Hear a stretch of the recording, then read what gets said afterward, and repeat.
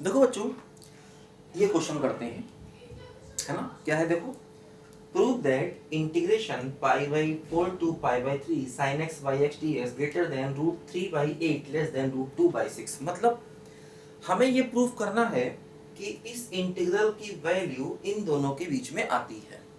देखो प्रॉब्लम यहाँ पर क्या है, इसका इंटीग्रेशन निकल नहीं सकता। जैसे कि अगर हम इसको इंटीग्रेट करना चाहेंगे तो देखो इसका इंटीग्रेशन पॉसिबल नहीं है ना। इस फंक्शन को आप किसी भी तरीके से किसी प्रॉपर्टी से इंटीग्रेट नहीं कर सकते, है ना। sin x by x non integrable function है ना। ध्यान दो, sin x बाई x को इंटीग्रेट नहीं किया जा सकता। जैसे इसी प्रकार cos x बाई x है, उसको भी इंटीग्रेट नहीं कर सकते, है ना। tan x बाई x है, उसको भी इंटीग्रेट नहीं कर सकते। इस प्रकार के जो भी फंक्शन होंगे उनको इंटीग्रेट नहीं कर सकते। तो ऐसे केस में जब हम फंक्शन को इंटीग्रेट नहीं कर सकते हैं तो इनकी मिनिमम और मैक्सिमम वैल्यू निकाल सकते हैं इंटीग्रेशन की, है ना। ऐसे इंटीग्रेशन जो इंटीग्रेट नहीं किए जा सकते हैं उनकी हम मिनिमम और मैक्सिमम वैल्यू को निकाल सकते हैं, है ना। तो देखो उसका तरीका क्या होता है, मैंने प्रॉपर्टी बताई थी आपको कि मान लो अगर एक फंक्शन fx है ना, और fx की मिनिमम वैल्यू स्मॉल m और greater than value capital M है। ये फंक्शन की मिनिमम वैल्यू, ये मैक्सिमम वैल्यू। तो अगर हम इसका इंटीग्रेशन करें a टू b में, अगर हम इसका इंटीग्रेशन करें a टू b में तो क्या होता है, ये जो इंटीग्रेशन है ये इनइक्वालिटी को चेंज नहीं करता, है ना। इंटीग्रेशन इनइक्वालिटी को चेंज नहीं करता, है ना। तो इस तरीके से पूरे इंटीग्रेशन की मिनिमम और मैक्सिमम वैल्यू हम लोग निकाल सकते हैं। देखो ध्यान दो, जैसे हम सबसे पहले ये फंक्शन ले लें, क्या बोलो, sin x by x। इस फंक्शन की पहले हम मिनिमम और मैक्सिमम वैल्यू निकालेंगे, है ना। किसमें, देखो पाई बाई 4 और पाई बाई 3 में, इस इंटरवल में निकालेंगे, है ना। पाई बाई 4 और पाई बाई 3 के बीच में इस फंक्शन की हम मिनिमम और मैक्सिमम वैल्यू पहले निकालेंगे, ठीक है। अब देखो ध्यान दो, ये फंक्शन हम लोगों ने इसका ग्राफ भी बनाया था। जब हम लोगों ने फंक्शन टॉपिक पढ़ा था तो वहां पर हम लोगों ने इसका ग्राफ भी प्लॉट किया था sin x बाई x का। तो देखो होता क्या है कि हमें इसकी मिनिमम मैक्सिमम वैल्यू निकालनी है इस इंटरवल में। तो थोड़ा सा इसका ग्राफिकल आइडिया लेना पड़ेगा। मतलब हमें इस फंक्शन की इस इंटरवल में रेंज चाहिए। रेंज का मतलब भी यही होता है, किसी फंक्शन की मिनिमम वैल्यू और मैक्सिमम वैल्यू का मतलब ही रेंज होता है। तो हमें इस फंक्शन की इस इंटरवल में मिनिमम और मैक्सिमम वैल्यू निकालनी है, या ऐसा कह दो कि हमें इसकी रेंज निकालनी है, बात बराबर है ना। मिनिमम मैक्सिमम वैल्यू निकालनी है या रेंज निकालनी है, बात बराबर है। ध्यान दो, तो देखो क्या होगा, अगर आपको इसकी रेंज निकालनी है, देखो क्या करना होगा, सबसे पहले इसका डिफरेंशिएशन करो।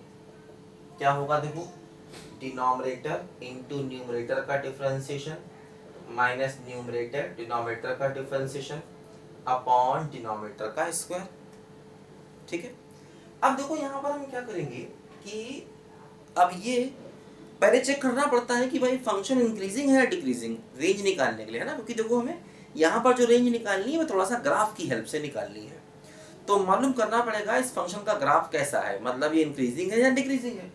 तो इसको पॉजिटिव नेगेटिव करना पड़ेगा। तो क्या करते हैं, cos x कॉमन ले ले, तो क्या हो जाएगा x माइनस टेन एक्स और अपॉन x का स्क्वायर, ठीक है।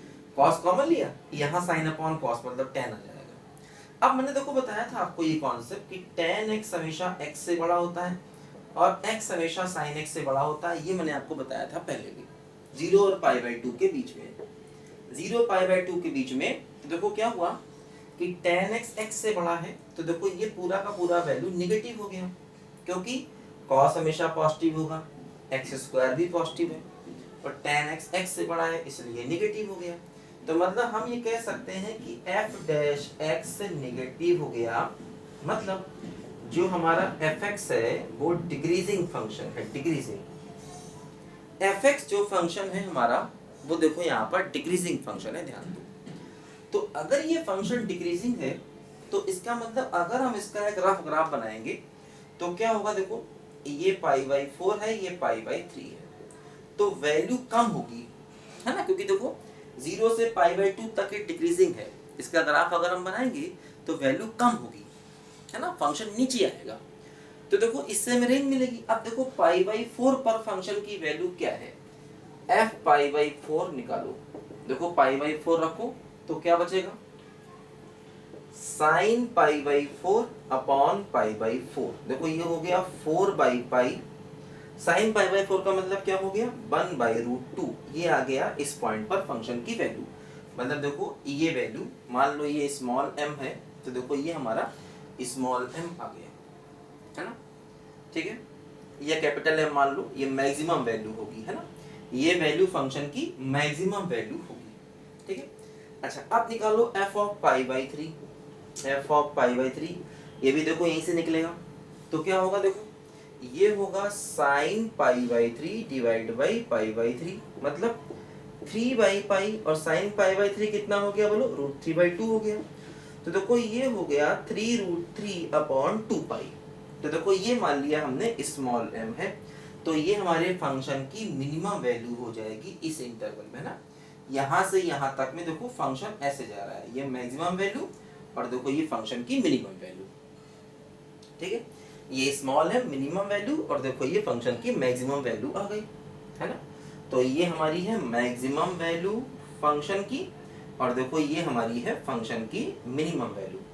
अब हम क्या करेंगे, देखो अपने फंक्शन को इंटीग्रेट कर देंगे तो हमें उसका रेंज मिल जाएगा पूरे इंटीग्रेशन का, है ना। देखो जैसे अब हमें यहां से मालूम चल गया क्या, देखो कि हमारा जो फंक्शन है sin x by x, यहां से हम समझ गए कि sin x by x की देखो मिनिमम वैल्यू ये है, क्या बोलो, ये है 3√3 अपॉन 2π, है ना, से लेकर के देखो मैक्सिमम वैल्यू ये है 4 अपॉन π/√2, ठीक है, ऐसे।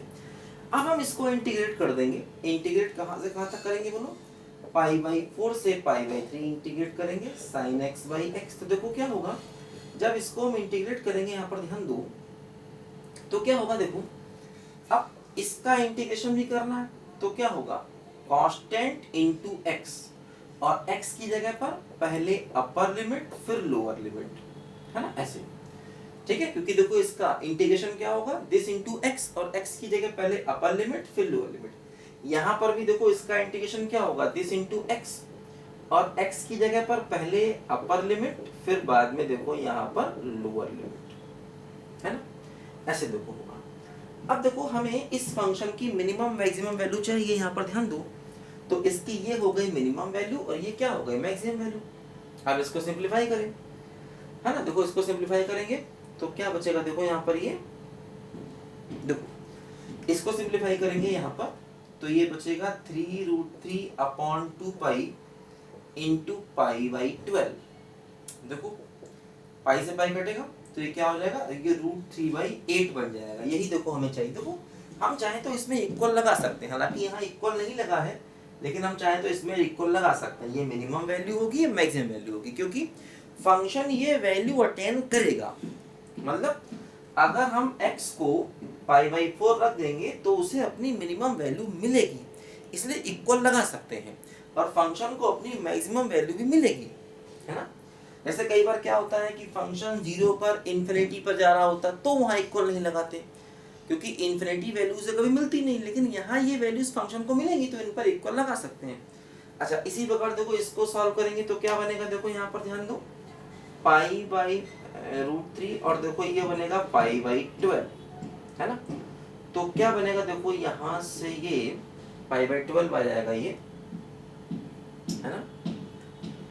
तो देखो ये बन जाएगा, है ना, पाई, ये 3 आएगा तो पाई से पाई कटेगा, है ना, तो क्या बचेगा 1/3√2, और √2 से ऊपर मल्टीप्लाई, √2 से नीचे मल्टीप्लाई, तो देखो √2/6 ये आ जाएगा। और देखो यही हमें चाहिए, ये हमारे फंक्शन की देखो यहाँ पर मैक्सिमम वैल्यू हो जाएगी, और ये क्या है बोलो, फंक्शन की मिनिमम वैल्यू है, ध्यान दो, यही हमें प्रूव करना था, √2/6, ठीक है। तो देखो ये हमारे क्वेश्चन का आंसर आ गया। काफी अच्छा क्वेश्चन है, ऐसे क्वेश्चन कई बार आईटी ने पूछे हुए हैं, ठीक है। लिखो बच्चों ध्यान से पहले इसको।